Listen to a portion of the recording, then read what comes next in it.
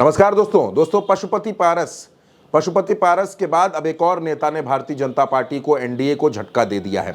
पशुपति पारस यानी चिराग पासवान के चाचा और आरएलजेपी के मुखिया पशुपति पारस ने कहा कि दरअसल भारतीय जनता पार्टी उनको सम्मान नहीं दे रही, एनडीए में उनको उचित स्थान नहीं मिल पा रहा, इस वजह से वो अब बिहार की सभी 243 सीटों पर अकेले ही चुनाव लड़ेंगे।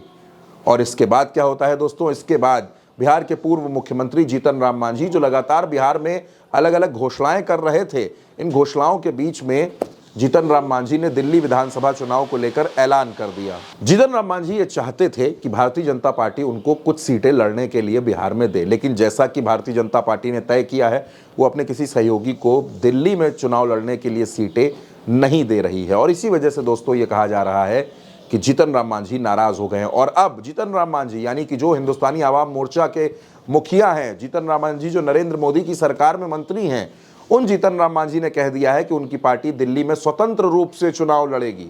अब दोस्तों स्वतंत्र रूप से चुनाव लड़ेगी यानी भारतीय जनता पार्टी के प्रत्याशी जहां जहां होंगे वहां जीतन राम मांझी भी अपनी पार्टी के प्रत्याशी उतारेंगे। और कहा यह जा रहा है कि बहुत जल्द जीतन राम मांझी अपने प्रत्याशियों की पहली सूची भी जारी कर सकते हैं। यानी कुल मिलाकर दोस्तों पशुपति पारस के बाद अब जीतन राम मांझी भी नाराज हो गए हैं। और जीतन राम मांझी का नाराज होना भारतीय जनता पार्टी को भारी पड़ सकता है, क्योंकि दोस्तों अगर जीतन राम मांझी दिल्ली में अपने प्रत्याशी उतारते हैं तो जाहिर सी बात है कि उनके साथ बिहार में भी भारतीय जनता पार्टी का गठबंधन नहीं रह पाएगा। और बिहार में जीतन राम मांझी जिस जाति से ताल्लुक रखते हैं उसकी आबादी तकरीबन 3% के आसपास है। तो दोस्तों जीतन राम मांझी अगर भारतीय जनता पार्टी से अलग अपनी राहें तलाश लेते हैं, क्योंकि जीतन राम मांझी बीते कई दिनों से घोषणाएं कर रहे थे, बीते कई दिनों से ऐलान कर रहे थे।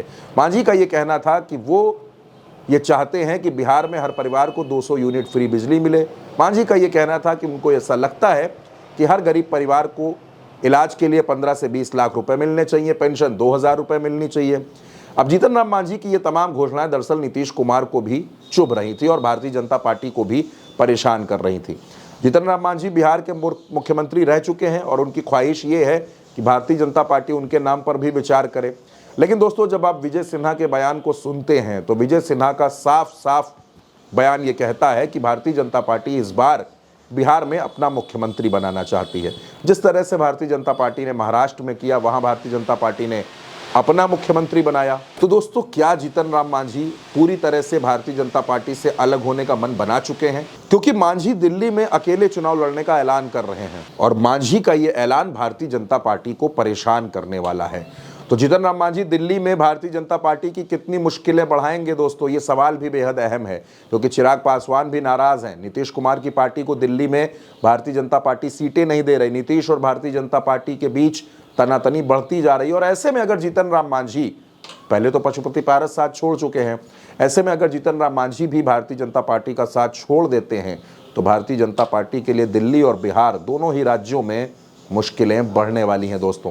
फिलहाल इस खबर में मेरे साथ इतना ही दोस्तों। आप इस खबर पर जो कुछ भी कहना चाहें आप अपनी राय नीचे कमेंट बॉक्स में ज़रूर बताइएगा।